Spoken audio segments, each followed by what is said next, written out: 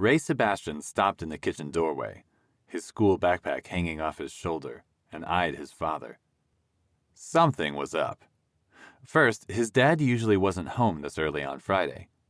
Second, he was wearing hiking trousers, a woolen shirt, and a battered Colorado Rockies baseball cap, looking like the nerdiest mountain man alive. Third, he was rubbing his hands together, grinning at Ray. Hi? Ray let his backpack slide to the floor. What's up, Dad? We're going camping! Dad's eyes sparkled. Ray edged over to the fridge and took a slice of leftover pizza from inside. Camping? Now? The weather's great, and this is the last week of October, so we're going to get in a last trip before the winter snows come, right?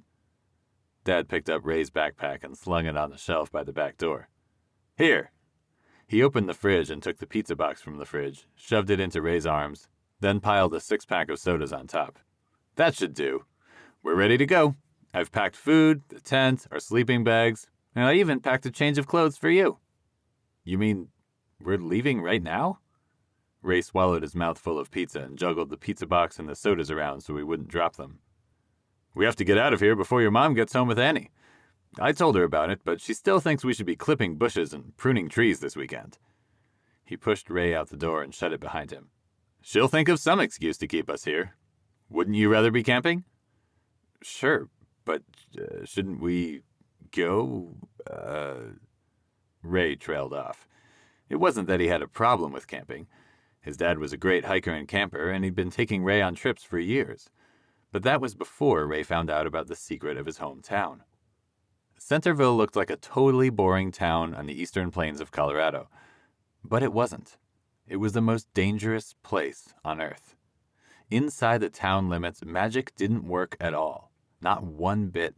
So over thousands of years, people had dumped their most dangerous stuff in a network of caves underneath the town for safekeeping. Up until 6 weeks ago, Ray didn't even know magic existed.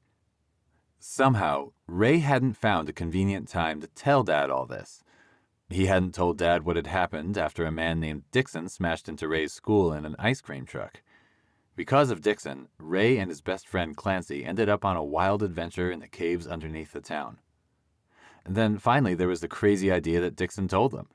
He believed that Ray was somehow supposed to stop the coming end of the world because Ray was some kind of shining one. And Ray only had until the summer solstice to figure out how to stop it. How was he supposed to start that conversation with Dad?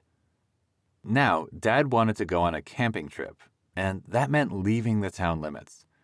Beyond the town limits was where stuff could, happen. Magic stuff. Dad worked with computers. He didn't know magic was alive out there, and he wouldn't believe it anyway if Ray tried to tell him. Dad did an air guitar strum with Clarabelle the car's keys. Let's rock! Ray rolled his eyes. Yep, that was his dad. Of course, Ray couldn't stay in the town limits forever, but all the weirdness had only just happened. Who knew what was out there? But he either had to start describing the secret of Centerville to Dad, or get in the car. He got in the car.